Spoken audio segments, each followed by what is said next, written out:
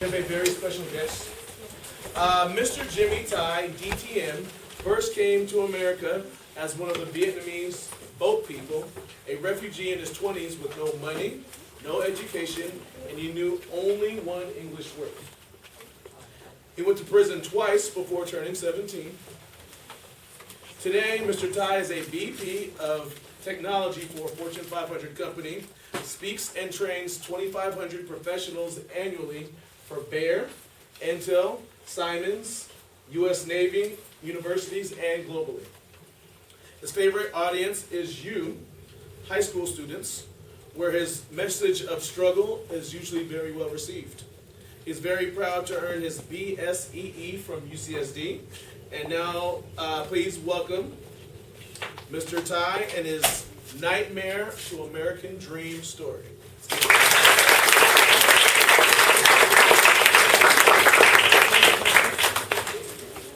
All right, thank you, Mr. Call. No problem, thank you.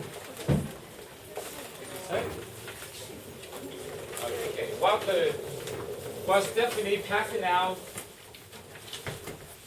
the handout, right? I do have a question. There's a lot of wonderful kids in here who play basketball.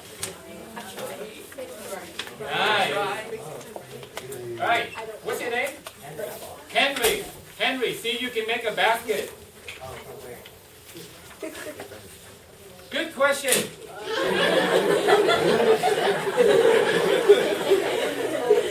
I can see students in this school really smart already.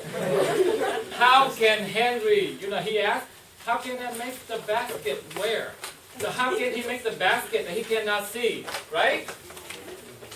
This is a better question for all of you. How can you achieve a dream that you don't have? Let's see raise the hand. How many of you want to go to college? Wow, Stephanie, very, very happy to see a lot of hands. Mr. Caldwell is thrilled. How many of you, even though that you really want to go to college, but you might have the reservation, hey, what if my GPA, the SAT, the ACT, any other alphabet soup, that may not be good enough? Anybody have that reservation? Okay. How many of you, now I assume all of you live in La Jolla, right? No. No, oh. Yeah, so how many of you might say, hey, my parents might not have money for me to go to school? Okay. Any of you in here, ESL? You know what ESL stands for? English Second Language. Any of you ESL? Okay. Any of you think you are a minority? We have a lot in common.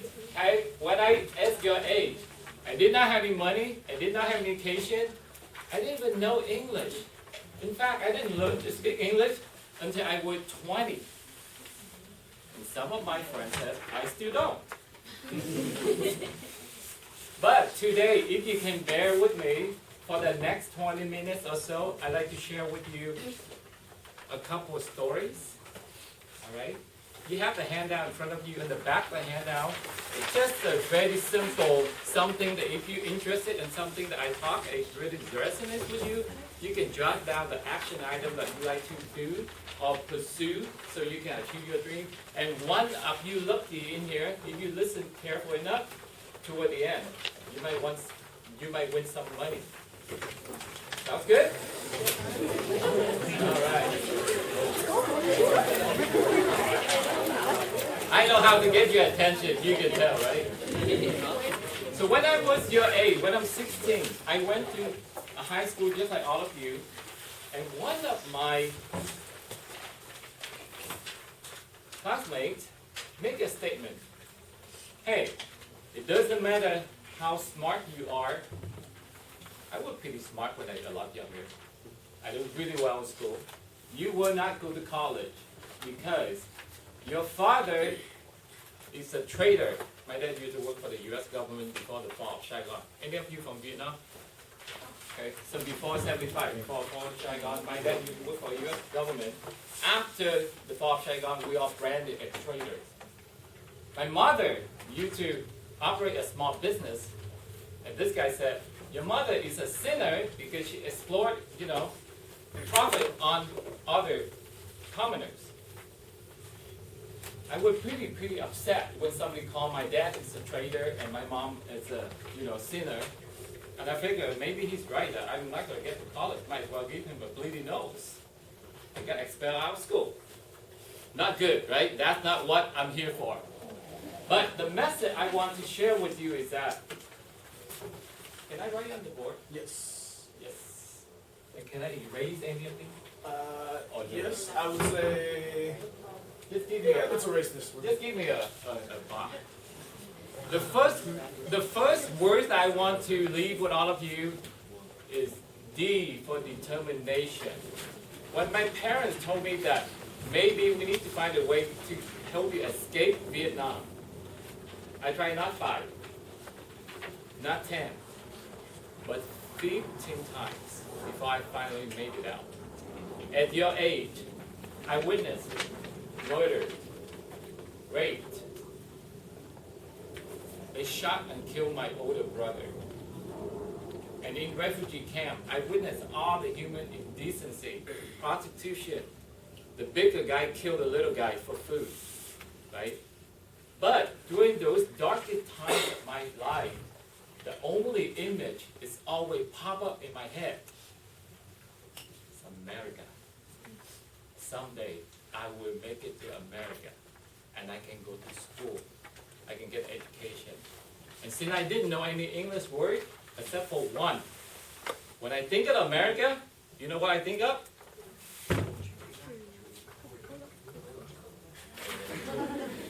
Coca-Cola. That's all I can think of. I come to America, I'm going to drink a lot of Coca-Cola. This is what I drink every morning, and this is what I started out this morning. And you can say, I have enough sugar in my body to last me the rest of my lifetime. But after 6 months in the Thailand camp, and when I first get to Thailand, I only had a pair of shorts. Nothing on my back, because my boat would encounter pirates like 5 times before I finally make it to land. Okay? But after 6 months in Thailand camp, I got the paperwork to go to America. Hallelujah. Finally, I got my dreams. On an 18-hour flight from Bangkok to Los Angeles, then I only know one word. You bet. My answer to everything. First, something to drink? Coca-Cola. Coffee or tea?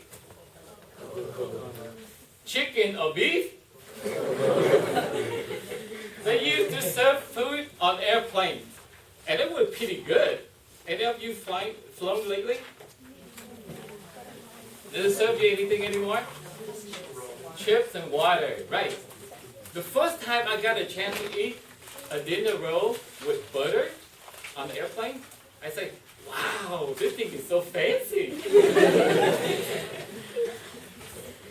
But I remember vividly when the flight attendant, very, very beautiful, because to me all the blonde people are beautiful, right? That's why when Stephanie asked me, I said, wow, Stephanie, beautiful. And all blonde to me, beautiful. I still remember vividly when her ruby red fingernail popped into the can. She spilled a few drops on my arm. She said, I'm sorry. I didn't know how to respond.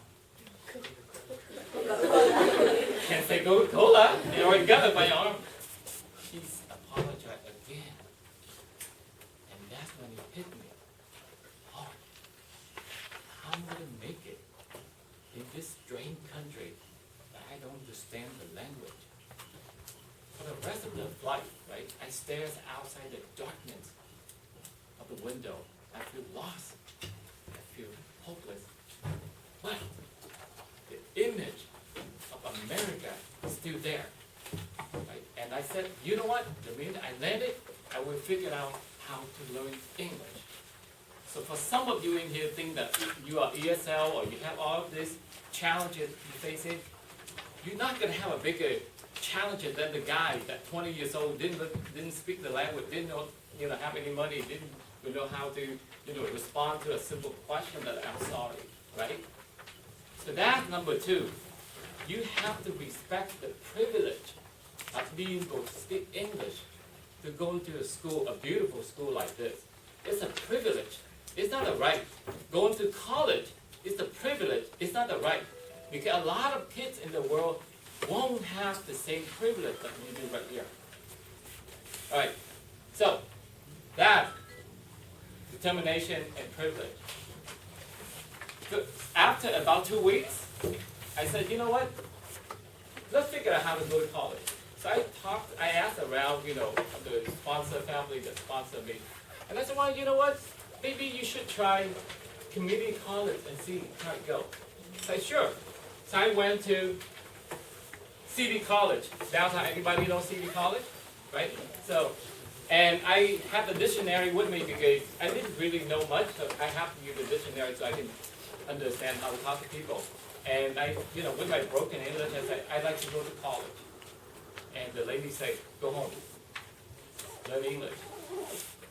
I went home. The next day, I asked people, hey, is there other college here? And they said, well, you may want to try Mesa College. So I went to Mesa College. Everybody knew Mesa College, right? And I went there with my dictionary again. And I got the same answer, go home, study English. I said, wow, this college thing is hard. And the following day, I went to Miramar College. Everyone know where's Miramar College? This time, I'm getting smarter, so I did not put the dictionary with me, right? I said, sure, you want to go to college? We'd like to go to college. What do you want to study? I don't know, I just want to go to college. And they accepted me to Miramar College, and that's how I started my college journey. As Mr. Carr said, I went there for a year or so, and I transferred up to UCSD. And by the time I graduated, my degrees, I graduated from UCSD. So some of you, if you might have to start out with community college, it's not the end of the world, right? It's where you end up is more important than where you started. So that's education. But when in my mind I still wonder what I'm going to study.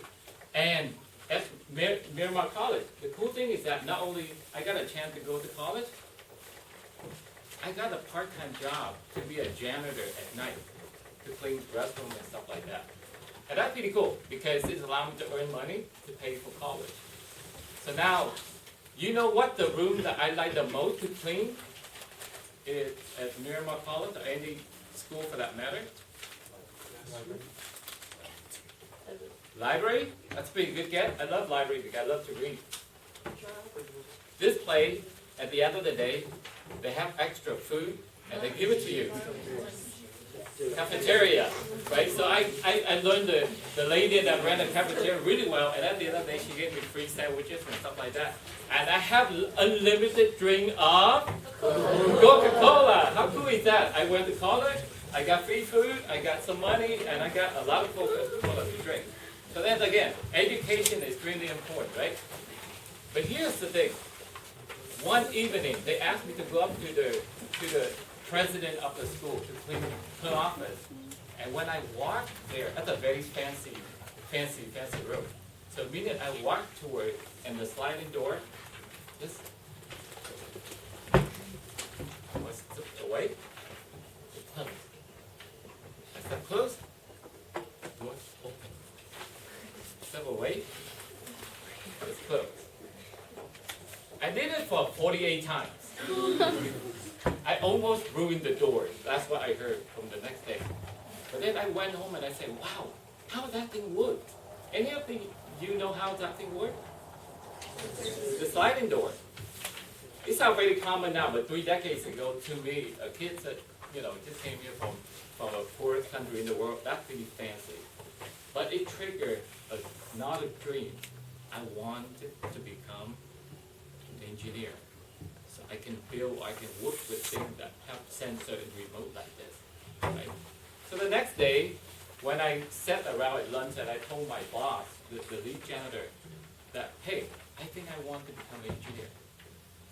And he looked at me, with your broken English? Come on.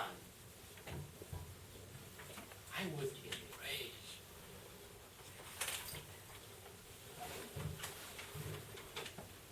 So with my broken English, I said, "Steve, me no come here to clean toilet forever. Me quit." Big dream, enormous dream for the guy that did speak English? You betcha. Think about this country is built on the people. Who's our president? Who used to be our governor that keeps saying, California. Right? America is great because its people dare to dream. The minute we, the people, stop dreaming, that's when America is ceased to be great. So, dream and aim high is something that I want all of you to do. It doesn't matter what are your circumstances today. Dream big, aim high. Okay? So we talk about determination. We talk about the respect, the privilege of being American. We talk about education, how it can open a lot of doors to you. And then we talk about aim high, always aim high. And if Mr. Paul can get my couple of slides up on the chart, on the overhead projector, I want to share this with you. It's not so much about me, that's not why I'm here, right? My journey in the last 3 decades is nothing special. A lot of Vietnamese refugees, both people, went through pretty much the same way. I've always considered myself as a lucky one because my brother did not have the same opportunity to do what I did, right? But when you think about it, life is not that important about us, but it's more important what we can do for others. Okay? I'm here today, take a day off, come here and talk to you guys because I think you are the future of not this school, not this state, this nation, but of the world, right? You will be the one that change the world. And if I can make a difference in you today by sharing some of these stories, and hopefully then you say, hey, you know what? If Mr. Tai did it, then I can do it too. I want to see that in your belief that you can be better, you can do more, you can achieve more. And then, when we have a chance, I'm ready if you are. Go ahead, Maria. yes, I will share with you some of the things that we engage.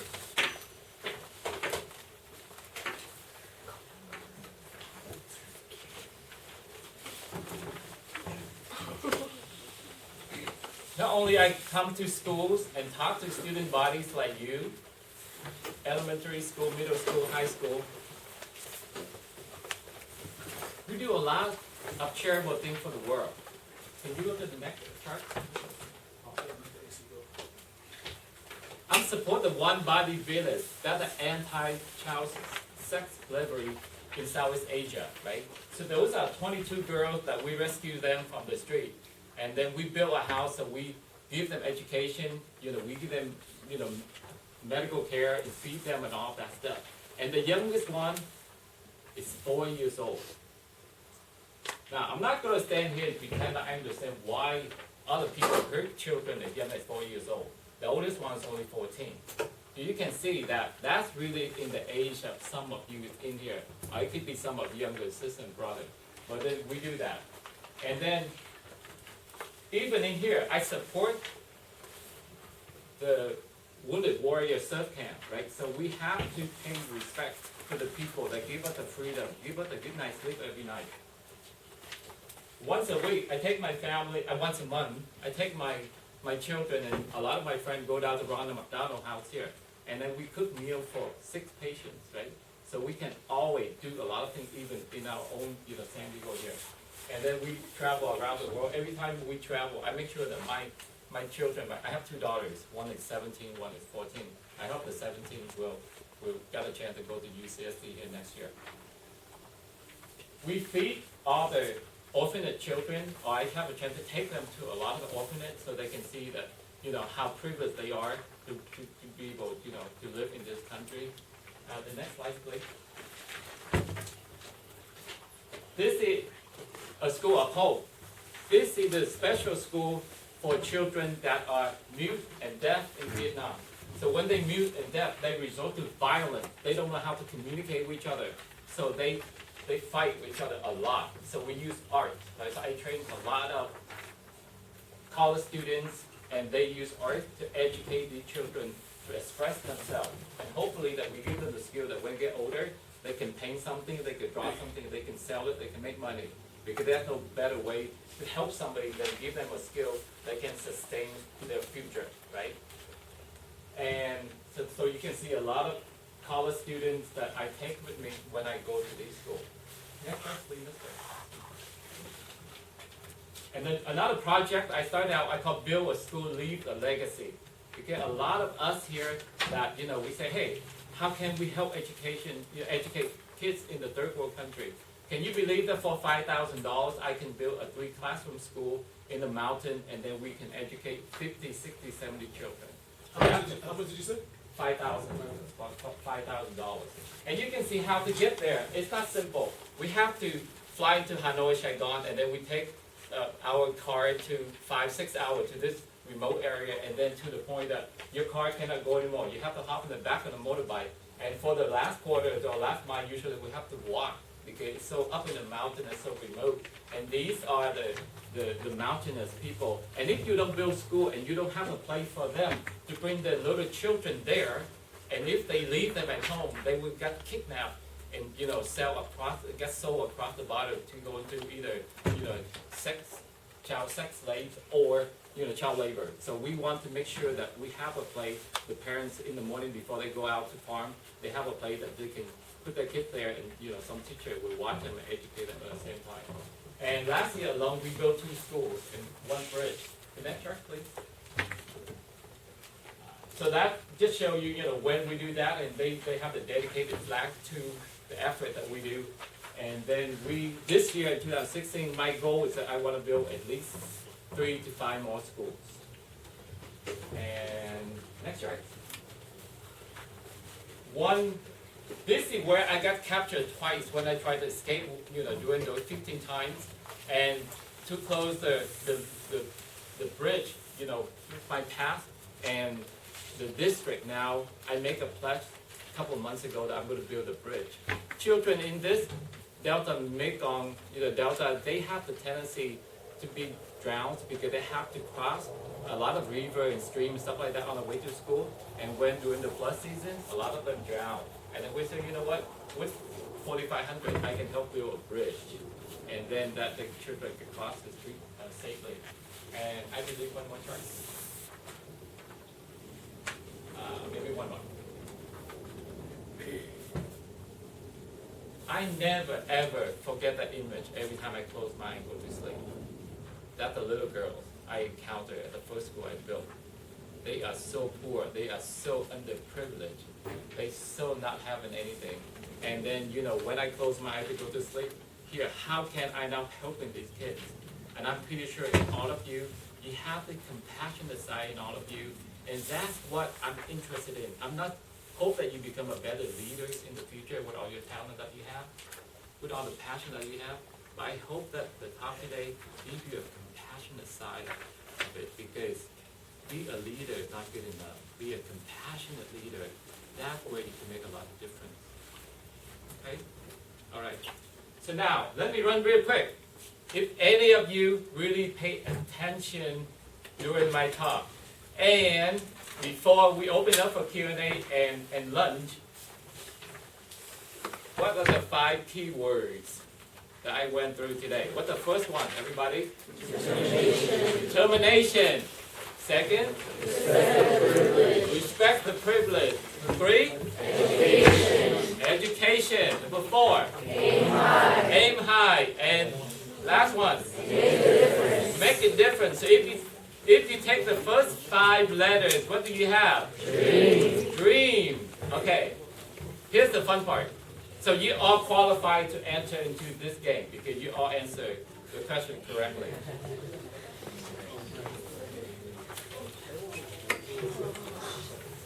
Am I qualified?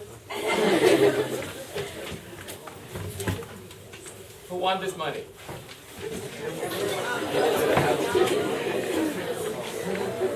Let me ask again. Who won this? I want the money. I have dreams. You have dreams. You want the money. Who won the money? Who won the money? Kitty, you ready?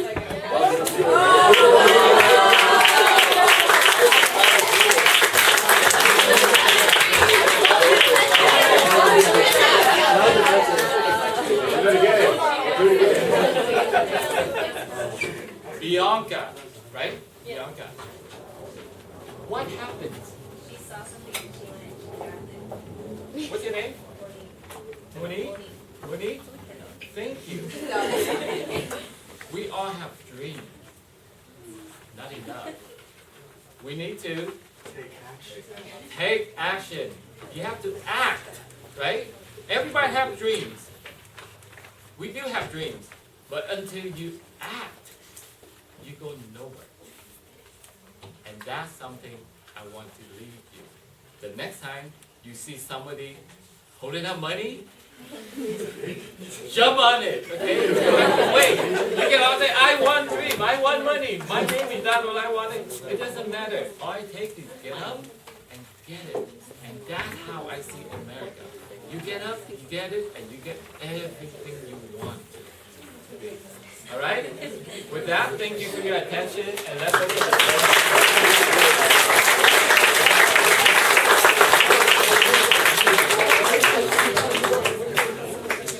So now is our period for questions and answers. So if you have any questions, whether it's about Mr. Ty's early life, whether it's about the giving back that he does, what he currently does with his current job, now's the time to ask those questions. If you want a little bit of Coke. I don't think he has enough for you. But if you have any other questions, please go ahead and start them off. yes. What's your name? Hi, I'm Tony. First of all, I want to say I really enjoyed your presentation, so I got you. Thank you. But I wanted to ask were there any times during that time when you're getting education where you gave up, or you struggled, mentally, That's a wonderful question. What's your name again? Tony? Tony from Vietnam, right? Yeah. Tony from Vietnam. We're pretty cool. We have something in common already. When I went through Miramar College and then I got to UCSD, I struggled a lot because it's hard to study electrical engineering. Any of you want to become electrical engineer when you grow up? That's a really hard thing to study. And all of you, take AP calculus?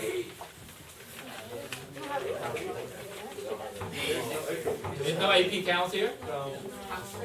Any senior, any sophomore, any junior in high school in this room? Okay, all of you, right? My daughter is a sophomore at Westwood High and she's in AP count already. So I thought that kids are pretty smart here and you all go to the... You smart in your own way. Sorry. But imagine you have to study with a dictionary. It's quadruple hard. But when you have a goal that you want to educate yourself and you want to help others, that will be the engine to help you overcome all these obstacles, right? So I know that there's many times we want to give up, we want to go play game, and we want to go do something fun, right? Rather than sit there and study a boring AP exam or whatnot. But if you have an image, if you have a goal of where you want to go, that will help you calibrate your focus.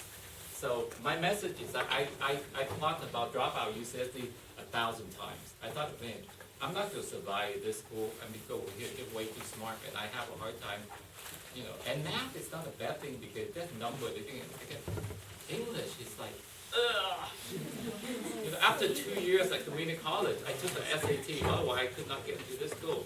I scored perfectly on my math. I have 800. Back then, it's only 800 in English. I think English I got like 200. But they figured, they saw something in me, they give me an opportunity. So, yeah, it will happen, discouragement, but you need to focus on your dream and don't give up. And if you say, hey, you know what? Let me pick up the phone, call Mr. Tai and see what he can counsel me. My number is on the flyer. Right. Other questions? Yes. Say your name. My name's Guadalupe.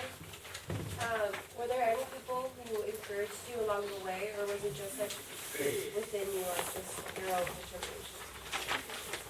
My mother is my biggest supporter, right? And my mom. First of all, I'm a second youngest in a family of 10 girls. So just the fact that she gave birth 10 times, she's the hero in my book. And besides Holly, she didn't know anything about birth control, but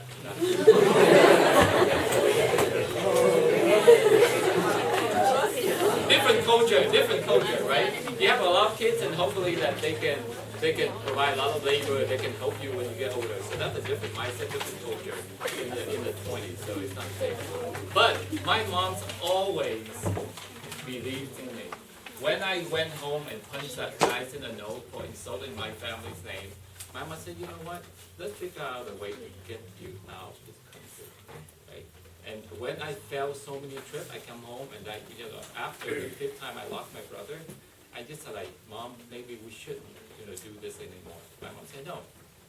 If you really, really want to do this, I will find a way to help you. And when I get here in school, so many times, I went to UCSD for the last 2 years before I got my degree, but I don't never stay out. I always come home and she always have a hot meal waiting for me. It doesn't matter what time of the day. Even sometime during the final week, I didn't get home until like after midnight. She's still there waiting for me. So when you have that support system, you will not be able to let down somebody that gives you so much. Right? And even my mom passed away, 8 years now. Not a single day when I look at myself in the mirror, I don't see the image of her. So everything I do in life, I have to make sure that, I make my mom proud. Yes. Yes. My name is Franklin, and I just want to know what are some other ways that you can teach us to be more compassionate around leaders, besides getting back? That's an excellent question. Being compassionate is not about doing big, go build school, or have to raise a couple of $1,000 or $5,000 to do school. Compassionate, even though if you open the door for somebody when you saw somebody carrying a big box, that's the little things that you do that will count a lot toward the future, right? And also, like I said, over here, I started out my children with little things like, hey, let's go to Ronald McDonald House once a month, only once a month, 2 hours. Volunteer to go into the kitchen and cook and clean and make meal for 6, families that there to care for the children. So when you look around, there are plenty of opportunity for you to practice compassionate, right? You don't have to do something big and great. I don't believe in that at all. Just don't start out small. Or next time when you see your neighborhood, right? Somebody in your neighborhood, that's a sick lady that nobody, want to talk to or care for. Open a knock on the door and say, hey, is there anything I can do for you? Can I take out the trash for you? Can I, cook the meal, bring over for you? Or when your parents cook something in the weekend, make a special list and share with your neighbor. That's how you practice compassion, right? Doesn't have to be big. Yes, sir. Most of our students, English is their second language. Yes. But even so, some of them are having trouble learning a third language, like Spanish in particular. What tips do you have to learning a new language as quickly as you do? That's a wonderful question. Any of you learn Spanish in here? They're forced to. They're forced to. I'm very proud to say I'm on 21 days to learn Spanish myself. So right now I'm about 5% proficiency, according to the Duolingo. That's an app. Every day I spend 15 minutes on the Duolingo to pick it up, some Spanish. But learning a new language to me is magical. It has opened door to not just a communication, skill that you can have. It opens a new culture, a new world to you. I traveled to Cancun, I traveled to Mexico a lot, but I never really appreciated until I start learning the language, and I think like, wow, the thing is hard. You know, it's really hard. But I think at the end of the day, language is just a tool for us to help us communicate, right? So it's really, to me, it's not that important what language you communicate. How you communicate has a lot of benefit, have a lot of weight to me. But to get back to Mr. Carl's question, to learn the language, all you have to do is feel that, hey, it's a privilege for me to understand another culture that appreciates, another communication method. And when you pass that, you have that appreciation, the learning. Right now, I'm learning language. It's really fun. I mean, I'm not hoping to be able to communicate, get a job, make a living, and whatnot. I learn Spanish just because I love learning Spanish. Yeah. Any of you on Duolingo? That app? That is so cool. I can't believe it. I can't believe you learn that. It's so easy. Yes. My name is Johnson. Johnson? Do you have any regrets throughout your journey? You know what? My biggest regret is that I did not buy, Apple 15 years ago. Otherwise, I can build a lot of schools for a lot of people. But I don't, because I'm a type of person that I don't look back in the past. I do from the learning point perspective. But even today, I'm 51 and a half, right? I have so much to live in the future. If I look at my parents, both of my parents passed away. When my mom passed away when she was 86, and my dad passed away 2 years ago when he was 92. So even using that average, I still have about 4 decades to live.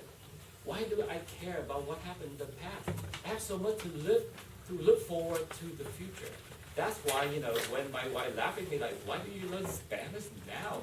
Hey, I have 4 more decades to live. What if I'm going to end up marrying a Mexican lady?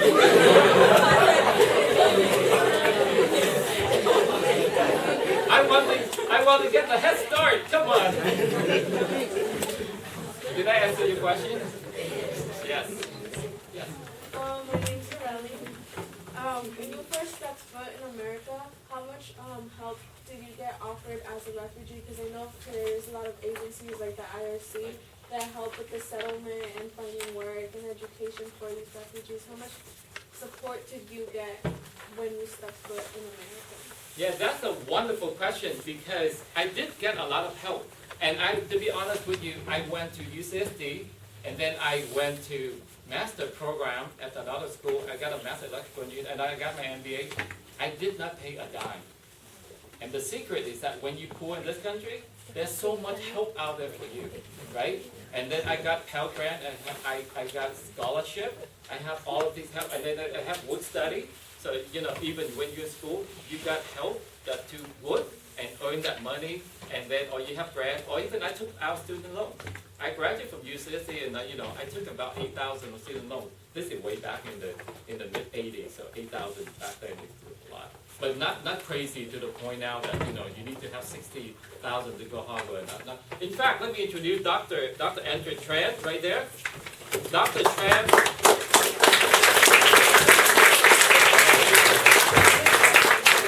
Any of you in here want to go to Ivy League school? You have that dream. You better be friends with Dr. Tran. Because that's his specialty. He's the chairman of the Harvard interview committee. Meaning, you will not have a chance to go to Harvard if you don't pass him. He's the one that interviewed you to make sure you qualify first round before they got you a golden ticket to fly to Harvard or any other Ivy League school for that matter. Right? So, opportunities and help is plenty in this country. Right? And if you need some help, seek help. I'm pretty sure your teacher at the Preuss source, Stephanie in the back there, Alice here, and then your counselor, I assume you have counselor in this school, right? They will find a way. Hey, if nothing works, have you ever heard of ROTC, junior ROTC? You don't have it here? Yeah. But there's agencies give out money for you to go to college. And they give you money to become a medical doctor for that matter. All you have to do is come back and work for that. But hey, cool, graduate, have a job. Did I answer your question? There's plenty of help. And I got plenty of help. I got through UCSD, with all this help I can get. And then when you become a professional, you're working for some company, they see your potential, they pay for you to go to, to get your master's degrees. How cool is that? When I went through my MBA, my boss told, hey, why don't you take 2 days off a week to go to MBA school? And in fact, tonight, I'm going to start the Harvard executive, training that Dr. Tran, recommended me to go. So, it's always there's way, if you want to, there's ways for you to go learn. Yeah, and if you need help, talk to Dr. Tran. Where's the pizza? It's not in my control. It's obvious right here. Yes. How do you keep constant contact with Oh, that's a wonderful question. I do have a lot of, like Mr. Cox introduced me at first, I do have a lot of graduate students that I train, and I turn them into, my lieutenants in Vietnam. So they the one that scout the location, they the one that make sure put the budget together and send it here for me to approve. And then I have to go raise funds, or either from my own money or from other contributors that I can get here. And then each of them become a project manager. So it's twofold. Not only I train them, now I give them the opportunity to become leader and managers. And then each of them responsible to me. Right? So every week we Skype. Okay, anybody use Skype? Okay, not everybody have an iPhone, so we cannot FaceTime. Some of them do, but we use Skype a lot. In technology nowadays, there's a lot of time I lecture a lot of classes like this for university back then through Skype. But to answer your question, most of my graduates, a few of them I selected and I groomed them to become compassion leaders, and they are the ones run all the projects. Yes. Do you know any organizations where we can go help, like volunteer and all that? I'm pretty sure Mr. Call or this school should have a volunteer point of contact, right? If not, go to volunteers.com and they will have a lot. And if not, if you're interested, you can email me, and I want to make sure that I can connect you with like Ronald McDonald House here. Feed America is another wonderful organization. You can spend like 3 hours doing nothing but sort out food. And then, homeless, sometimes, and even some of you, all of you are ASD here, right? Potentially you are the future leader. You can organize all of this. You can say, hey, you know what? This school, I want to get the students together and let's make sandwiches, right? PB&J sandwiches, and go downtown and feed the homeless. Like, I think you can't do that anymore. Cause we used to, I used to go there to feed homeless, but I think you get fined now. Oh, that's interesting because I just did it last month.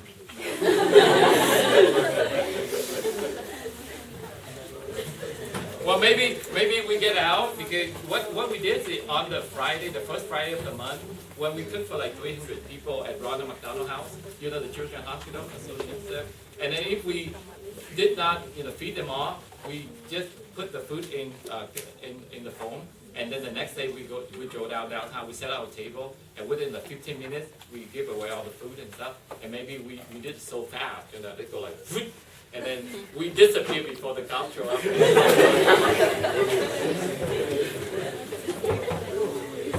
Yes, sir. Could you tell us a little bit about your current your job and what you do on a daily basis with your current occupation? All right, thank you.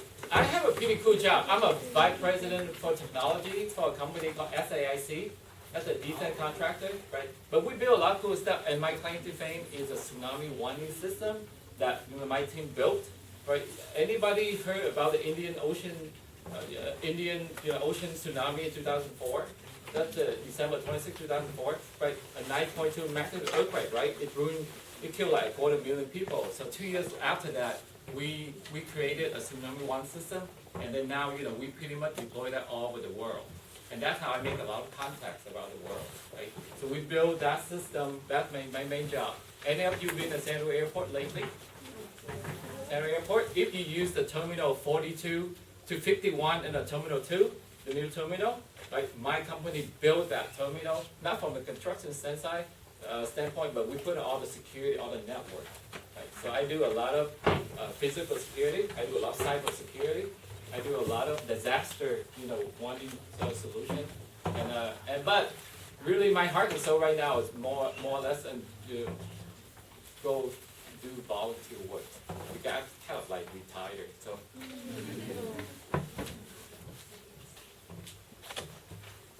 Yes. Alright, so I actually come from like a family of 13, and I'm actually the youngest of 13 kids. But like I just wanted to ask, like, so what do your siblings do nowadays, and have any of your other siblings gotten like an education as well?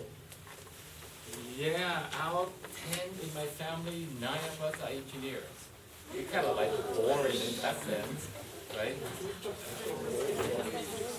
But, and that's a reality. When we got here, we did not know the language. How can you become a doctor? How can you become something else, right? It takes too much time.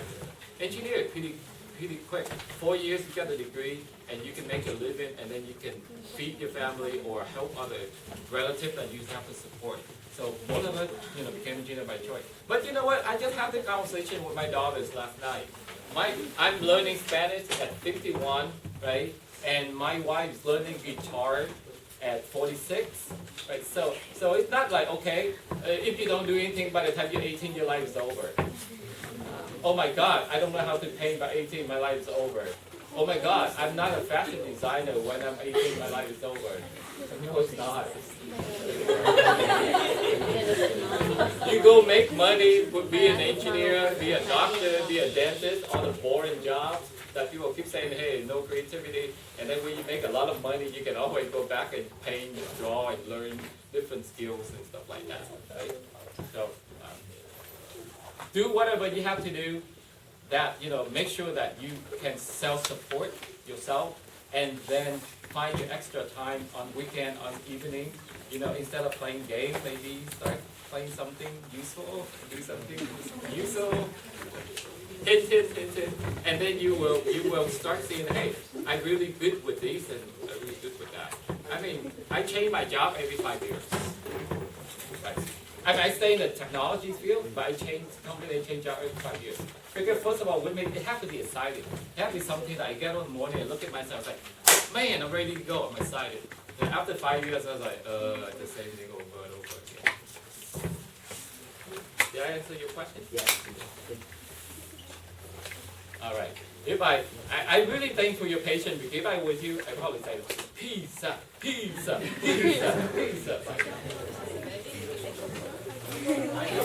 this is the email to see any updates. And Coca-Cola, that's right. When you came to the U.S., were you the only one that came, or did some of your family members come with you? I came in the first way. After I lost my brother, a lot of other siblings stopped trying because they felt it too risky, and I understand why. And I'm the only one that keep going. And finally, when I made it, and after I got my degree and I became a U.S. citizen, and actually that's another thing I want to show you, because most of you born here, probably you never seen this, but any of you recognize this thing? Any of you got that? Yeah. Every time I'm down, every time I'm struggling with life, every time I feel something that, hey, I'm not sure if I do this thing makes sense or not, I just take the document and look at it, and it gives me a lot of privilege and power, and say, hey, you know what? I have a piece of paper that 6 billion other people really want to have it, so I'm not going to waste that opportunity.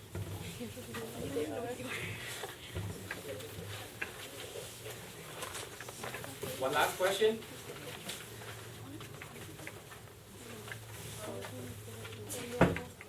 How do you make time for everything?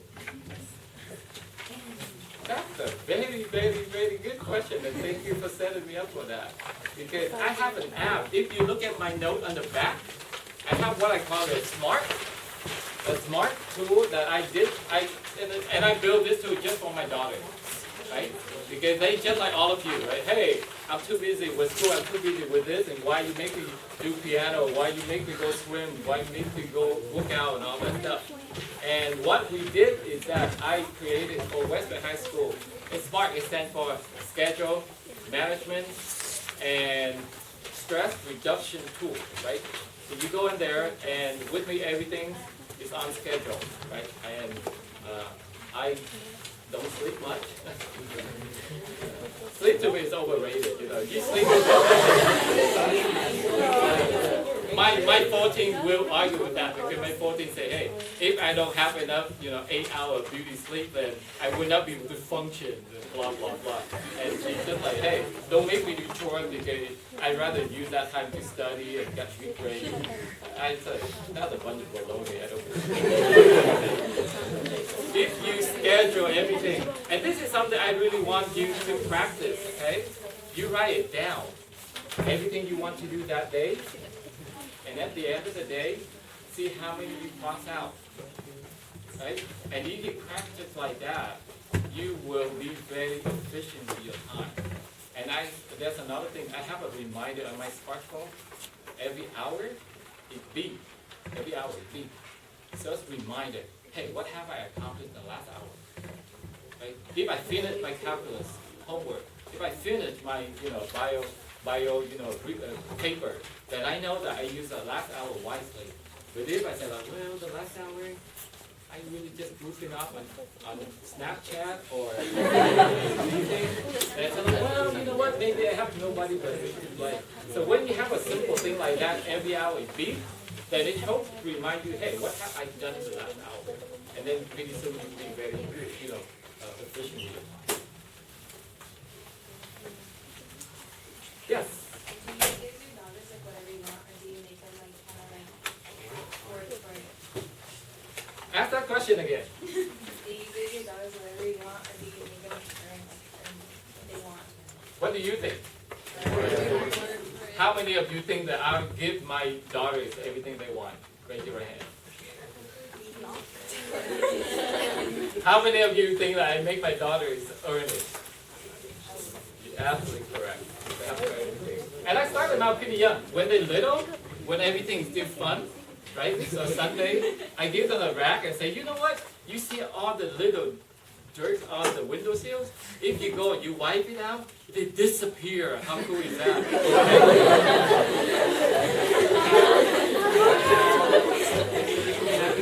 and then before you know it, every Sunday, each of them got a rack and they make all of these things disappear. And I give them a quarter. And I reward them for it. Kids, they have no idea. And then they put it in a piggy bank. And then the piggy bank makes a sound, make a musical sound. When you put it, you make sure you buy the fancy one. So they love that. They love to make things disappear and make the piggy bank, sing. And pretty soon they bark and I'll say, no, Dad, this is child labor. Either you have to pay me minimum wage. But in short, I guide them, I provide them everything they need, but I don't give them everything they want. Because need and want, who know the difference between need and want? My dad uses it all the time. Your dad say that all the time? Yeah, that's a good question. That's a good test for all of you too, right? We go to the mall, we see a very sexy outfit. Is that need or want? That's a want.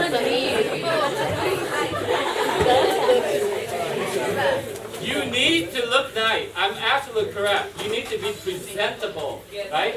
Your appearance is very important. First impression, that I teach the course in first impression. You're absolutely correct because, hey, I don't know what's inside this book, right?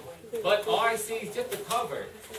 I have not talked to you from the distance. All I see is your appearance. But your clothes is only 40% of what makes you look like, right? What between your ears? When I start having a conversation with you, was I still interested in talking to you? Dr. Trent would tell you that when he interviewed candidates for Harvard, he interested not only on the flight from here to Boston, he interested if he still want to sit next to you on the flight back from Boston to San Diego, right? So if you are an interesting person, then you have a pretty good chance of get what you want in life. Is it okay to ask you questions? Yes, yes. If you have questions about Ivy League school and how to get to Ivy League school, Dr. Tranfel is more than happy to answer your questions. Mr. Carr, I would be really glad to come back and do a presentation about what we look for. That would be great.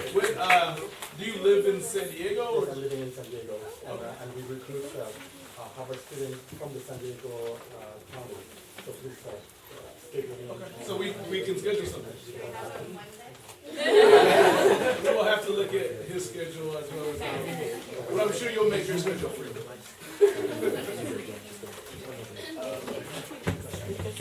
Now, I want to ask you, I have a few questions for you though. So each of you have the flyer right in front of you, and I have not seen anybody write anything on that flyer yet. Why?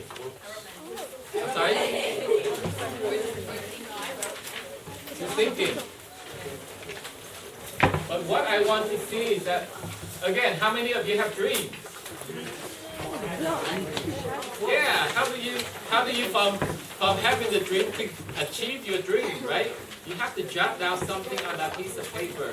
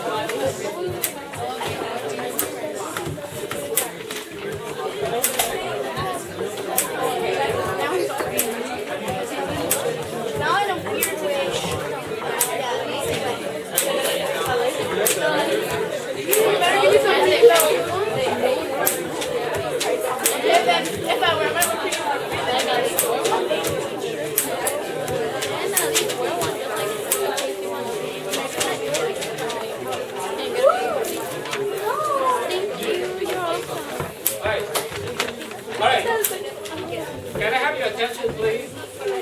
Mr. Claus asked me a wonderful question. I'd like to share the answer with all of you, okay? Mr. Claus asked me that how do I balance, if it's similar to the question earlier, how do I balance my time, right? How do I manage my time between a full-time job and raising 2 daughters, and then do all the charitable work and still have time to go and goofing off with you guys like this morning. But he asked on the financial perspective. So how do I balance all the obligations? I have to make sure that, my family, my mortgage is paid and all this stuff. And then, having money put aside for my children to go to college, and then still support all the contributions that I pursue with all the volunteer activities. The key is that you need to prioritize. And I'm pretty sure you probably heard this word a lot from your teacher and everything. Very typical when you, at your age, and for the next 10 years or so, you try to get a degree, you try to get a job, right? And then from 30 to 40, you try to have a family. And then from 40 to 50, you try to climb up that corporate ladder. But when you hit to the top of that, and then you say like, one day you got up, you look at yourself in the mirror and say like, what now? Right? You got pretty much everything. And you heard the expression that when you get the midlife crisis, everything is just going down from there, right? And then people start having divorce, or they start going out by a porch, or they start doing all crazy stuff. I don't do those things, so I just go do volunteer work and stuff. So you start planning all these things. Right? I'm completely understand now, right now, your priority, number one is school, right? All the effort, you have all the time you have to talk about school, how to get into college. Right? But when you get into college, you spend that 10 years to educate yourself, get that education, that E, and then have a family and everything. When you start prioritizing the activities, so I just want you to start thinking about how can I do all of this and do a little compassionate side. So when you get to my age, the compassionate become a bigger part of your life, right? The house already paid for, college, the children, the kids funds already allocated, and then, I already paid everything I have. I already allocate everything I have to my wife to make sure that I got all this before I can do anything. Then the rest is that you can say, hey, now I go teach. The skill I use, a lot of skill that I have, a lot of company invite me to go teach. That money I can 100% donate to a lot of charity efforts. I don't need that money to live. Like, I don't need that much. You can tell. So.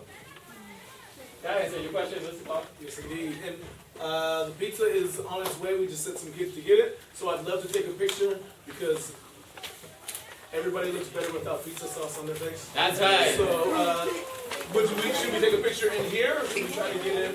Actually, in here is probably the best because it's lunchtime. So let's organize some tiers so that way we can be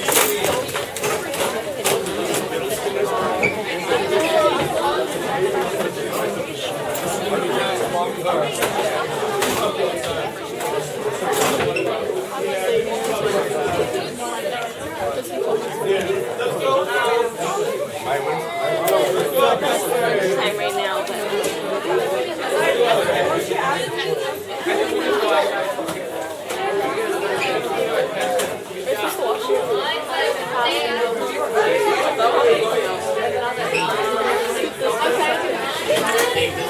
thought it was like why would you record a